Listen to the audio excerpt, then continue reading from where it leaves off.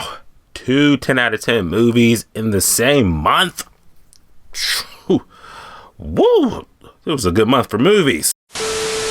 What's going on, my YouTuber subscribers? Hope you guys are having a great Memorial Day weekend, because we got the second of 2 big movies that came out, and that is Mission Impossible Dead Reckoning, the 8th Mission Impossible movie. I believe it's the final Mission Impossible movie, at least that's what it seems like, starring Tom Cruise and crew.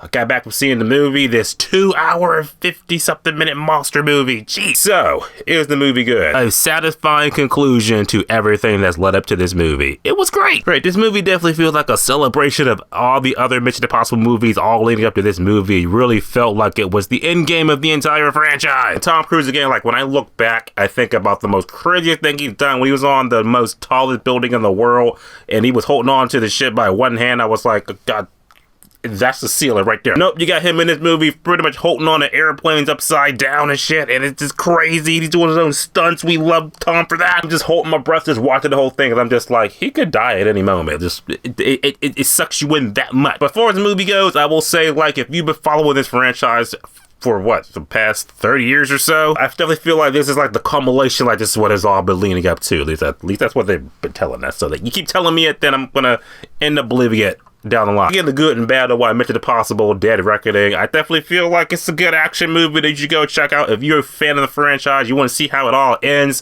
then check this movie out. Here's why. For adding in the movie, like I said, Tom Cruise is, oh man, Tom Cruise. What more can I say about the guy? Like I said, he's been doing this since what, 1996. The dude is like 60-something years old, and the stunts he's doing in this movie is just, oh my God. And it's just the fact that he just does all this, like, he does all this, his own stunts. It just makes it even more impressive.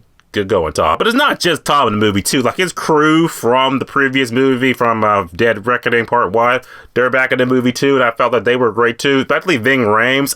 Him, I realized, like, man, like, you two were, like this. I definitely liked all the supporting characters come back. Matter of fact, a lot of people come back from previous movies in this movie. And the movie done and realized that, yeah, these Mission Impossible movies, ooh, there's a lot of them. But it does do a good job of kind of like reminding you of like, okay, who's who, who's that? Because there's like a couple flashbacks from previous movies in this movie. So that helped. Overall, the acting in the movie was great. Like, they plot in the movie. Okay, what's the movie about? More or less, we're picking up where we left off in 2023 Mission Impossible Dead Reckoning Part 1, where the entity is on the loose, and the entity pretty much wants to just destroy all of humanity by launching nukes all over the world. So it's up to Ethan Hunt to find this MacGuffin, to put the MacGuffin and the other MacGuffin to stop the entity, and that's it. That's like the easiest way to explain the plot. The entity wants to pretty much shoot nukes all over the world and wipe out all humanity, and Ethan Hunt's got to stop them.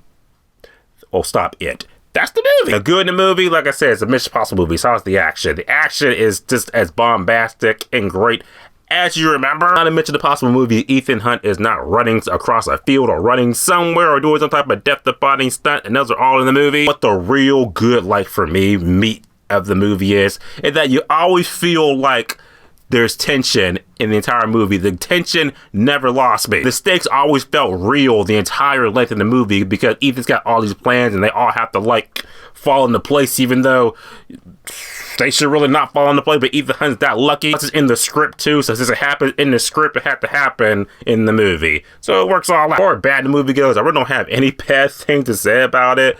If I had to say anything, it was kind of like in the first half of the movie, it was kind of like, okay, we were just jumping from location to location via jump cut. It was like, okay, we're one area, and that thing, you know, one jump cut later, we're somewhere else.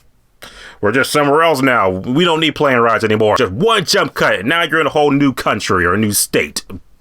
Sure, whatever. And also the movie does have a lot of conveniences, but like I said, it's not about the destination, it's about the journey. Because I'm like, yeah, you kind of know, like, okay, these things kind of have to happen, or Ethan's just gonna like die and the whole world's gonna end. But these conveniences have to happen in the movie in order for Ethan to accomplish his mission. So, again, it doesn't break the movie. It's like I say, it's just a thing you need to know. At the end of the day, Mission Impossible, the final reckoning was a great conclusion to the entire franchise. Like I said, it's definitely the end game of the entire Mission Impossible series. Tom Cruise, Ethan Hunt is great. His crew is great. The story finally feels like it's all wrapped up. And while the movie does end in a kind of way that's like, yeah, Ethan Hunt's story's over, they can still make other Mission Impossible movies like John Wick and shit. Just have Ethan Hunt be in a cameo or something. But overall, I thought it was a very good movie. So we're going to see it it streamed or skip it. Duh. Mission Impossible Final Reckoning is definitely a movie that you gotta see on the big screen in IMAX. See it. Mission Impossible The Final Reckoning is in theaters right now. You see it, you're not gonna see it. Type below them your thoughts. And what do you like more, this movie or Lilo and Stitch? Which one do you like more? Have a great weekend, and as always, subscribe. Until next time.